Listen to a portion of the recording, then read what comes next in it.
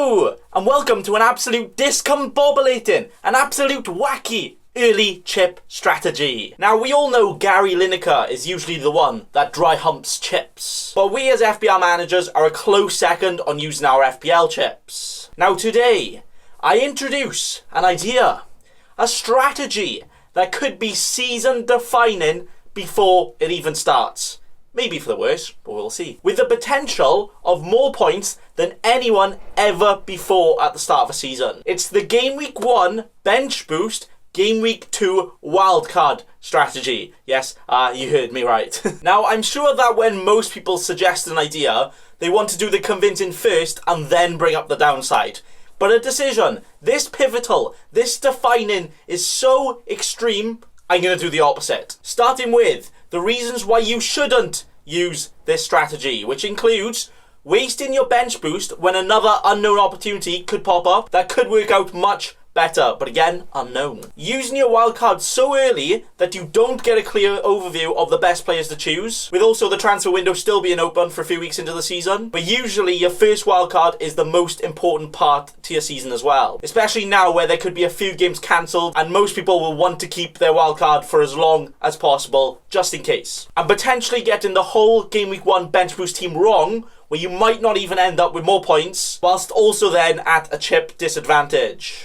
Doesn't sound too great, huh? Well, what about the good boy news then? With the reasons why you should use this chip strategy. Bench boosting is usually a headache where you either have to have a fully playing bench with potentially more value invested in it, or have to plan your transfers weeks in advance to show you have a good enough bench to boost with it usually being very difficult to field 15 good players or with good fixtures. But this allows you to fully choose 15 great players or with whatever fixtures you want, with so much time to think about it too. Wildcarding Game Week 2 also allows you to get in all of the Manchester players, where I would suggest like almost 3 of each, to proper exploit this strategy. And could even get Pope in goals and another Burnley defender as well, where no one would have all of these players unless they also used their wildcard or had them on the bench in the first week. This not only gets in players that no one has yet, but both Manchesters have amazing fixtures, so could be a massive points return straight away ahead of the curve. Finally, gaining quick extra value in your team straight away, where so many people will be transferring in those Manchester players for the next few weeks after, that when their price eventually all rise, that cash is going straight into your pocket. And you also could spot some hidden gems with that extra Game Week 1 info, such as knowing who lines up in defence for Chelsea, or if there are some really budget options starting and playing well. But you could get them in and not only save cash, not only be more confident in your team selection, but also gain that extra team value from them. Having great team value so early on already gives you such a huge advantage, as more team value means you have more money to spend on your players,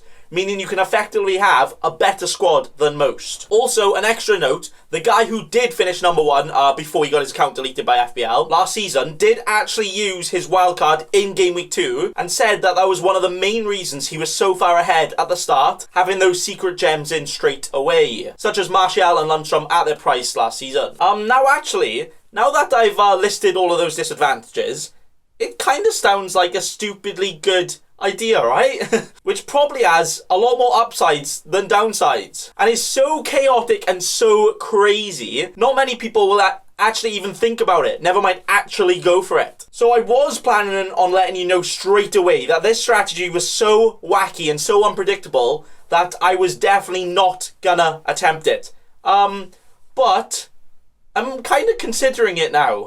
Oops. And also, I've technically used this kind of strategy before last season, although it kind of was completely different circumstances and wasn't at the start of the season, where when COVID uppercutted the season and it stopped for a while, when it came back, I actually used the unlimited transfers that was given to us to make a team fully focused for one game to bench boost, and then use my wildcard after. With my bench boost team for that 1 week, got 138 points. Now that was because it was a double game week, but probably the best score I'm going to get from a bench boost ever. With then my wildcard team, I made good enough decisions that I almost had a green arrow for almost all of the remaining 8 game weeks. But obviously at the start of the season is different, even though there's less break than it was over COVID. But I think an early wildcard is actually good if you make the right decisions. But why stop there? Why not go ahead and attempt a Game Week 1 bench boost team, as well as a Game Week 2 wildcard draft to see if we actually like the look at it. Starting with the Game Week 1 Benchy Boost Draft. Now, there are quite a few fixtures you could really target the first week, including Liverpool against Leeds, Arsenal against Fulham, and even Leicester against West Brom. But you could make a case for having an attacker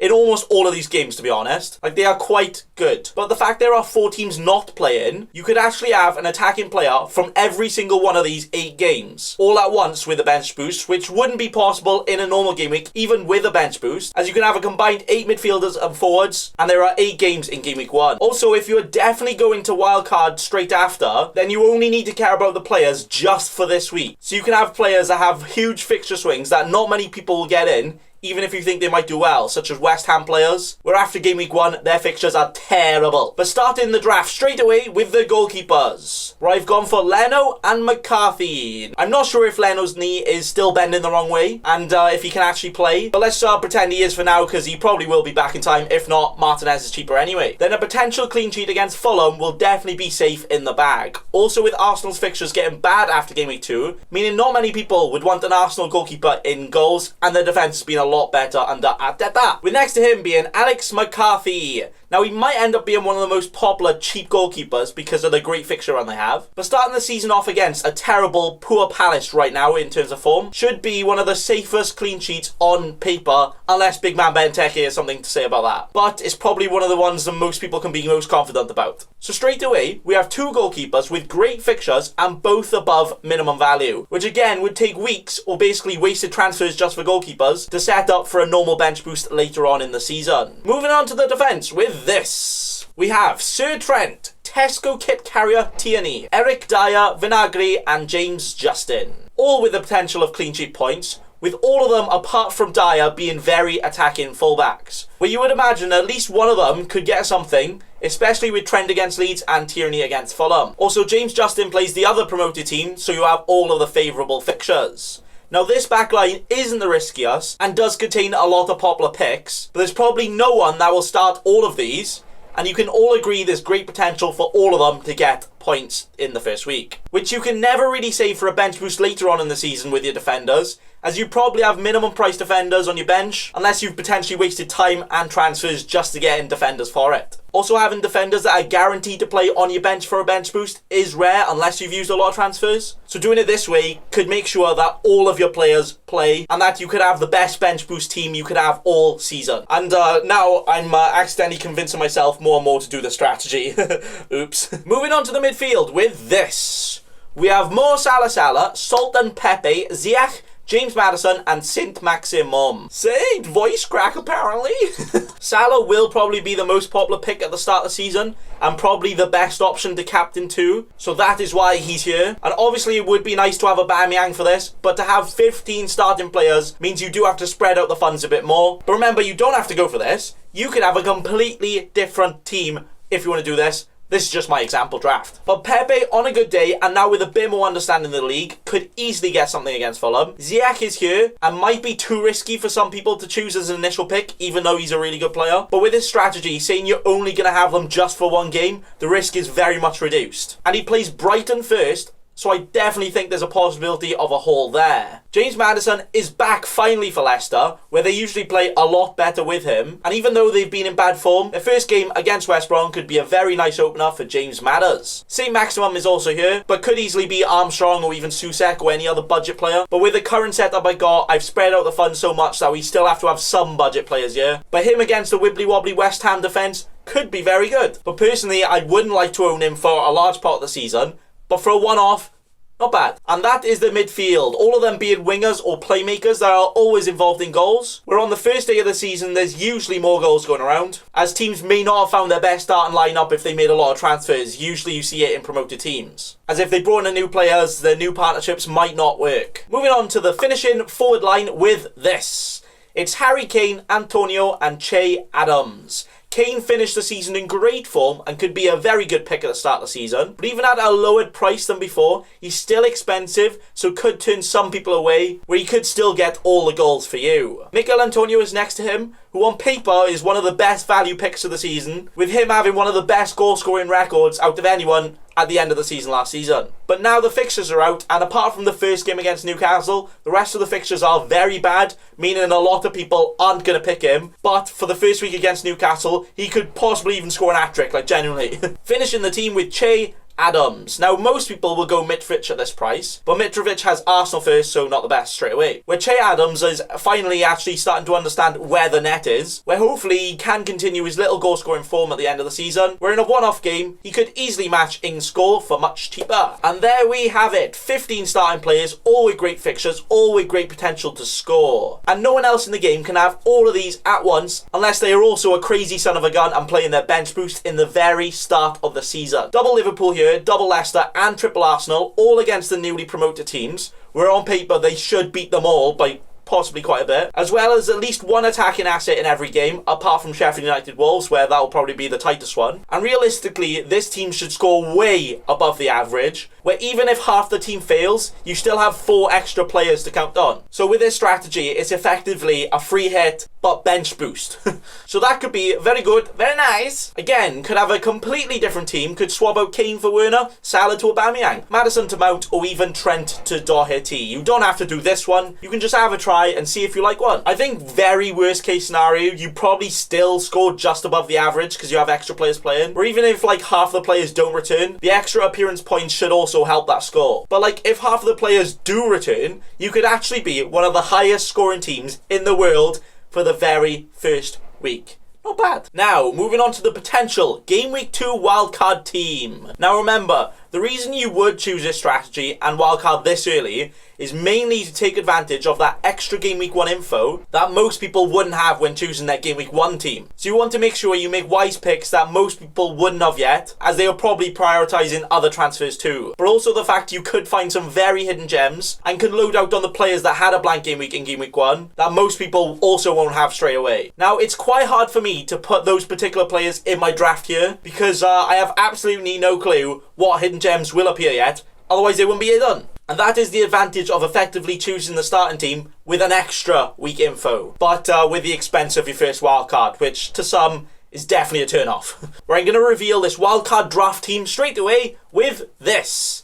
Now, as you can see with this team, I've properly gone full out with the players that had a blank game week, because with this strategy in particular, I think the more you go full send, the bigger the upside. Like, even if it doesn't work out in Game Week 2, or even 3, or even 4, this team has 8 players that blanked in Game Week 1, meaning if someone wanted to get in all of those players, and they didn't have any on the bench in Game Week 1, it would take them until Game Week 9 to get them all in by just using free transfers. And during the first 8 game weeks, Man United would have played Palace, Brighton and Newcastle, and Man City would have played Leeds, West Ham and Leicester, and probably would have smashed every other team too. Both of these teams probably scoring quite a lot in almost all of their games as well. Now, okay, I know this wildcard looks way overkill and realistically could really badly fail, but I was just showing you an example of why you can get the edge from getting these players in, especially if both Manchesters don't perform straight away. So maybe let's look at a slightly more balanced Game Week 2 wildcard with this. Well, actually, now all I've done is downgrade Tierney to James Justin, where we could now see if James Justin and Leicester are a good choice to make, whilst also swapping out De Bruyne for Salah and Martial to Werner. And could also have Kane over Aguero, or even Ings there and spend a little bit of money at the back. But now this team still massively takes advantage of the pre-wildcard, with still 6 blank game week players, with the possibility of selecting some other hidden gems in there too, where maybe not many people will have, or even want to get in straight away, prioritising other transfers. Whilst also being able to use that extra Game Week 1 info to potentially make much smarter decisions all around your team. Now, with this extra week info, we might be able to tell if Kane looks better than Werner, if Salah looks good, and all the rest too. But remember, 1 week info could be very, very misleading and could force you to make even more wrong decisions than before. So you have to be careful and make sure your judgment is actually good. But as you can see with this balanced team, I've on purposely structured it so that we have 2 premium mids and 2 premium forwards, where if we do get some things wrong,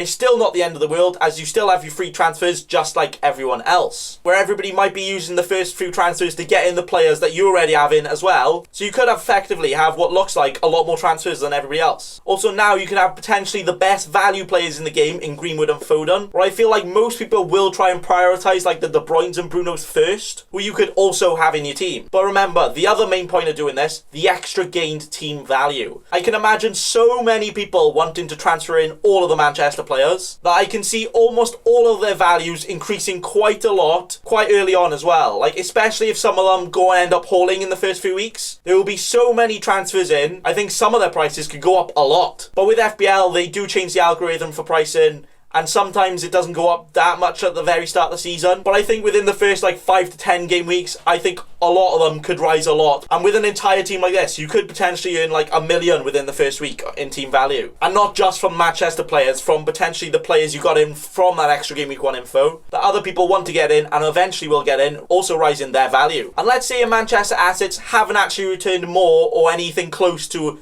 the players that other people had at the start. And let's say you didn't actually take a point lead using this, but you probably will have a lead in value, which can be used to buy more expensive players in your team later down the line to potentially have a much better team. But then remember, you will be stuck without the possibility of a wildcard for at least 15 game weeks, as I think you get the second one in like game week 17. So if you tend to make a lot of bad decisions, then maybe be wary of that too. And there we have it. The wackiest, the totally craziest chip strategy and FPL strategy I've ever thought of and possibly ever seen. Remember, this is not me saying definitely do this. I've simply proposed the idea and opened your minds up to it, but it is completely up to you what you do. I have not decided yet at all what I'm going to do, as we still have over 2 weeks to go. But you never know what could happen. Most experts will tell you, don't do this strategy, you need to keep your wildcard for as long as possible. But in FPL, there is no particular strategy that works, and it completely changes every single year. So it's completely up to you what you do. I think there is a lot of upside to this, but also potentially a lot of downside, but it definitely would be fun to do. But imagine it does work out, you get an amazing score game week 1, you get in all the best players game week 2, and by game week 5 or 10, you are number 1 in the world. That could happen to you, could happen to me. But thanks for watching, and remember, don't be a cheeky scrub. Subscribe to Nathan Bacon right now.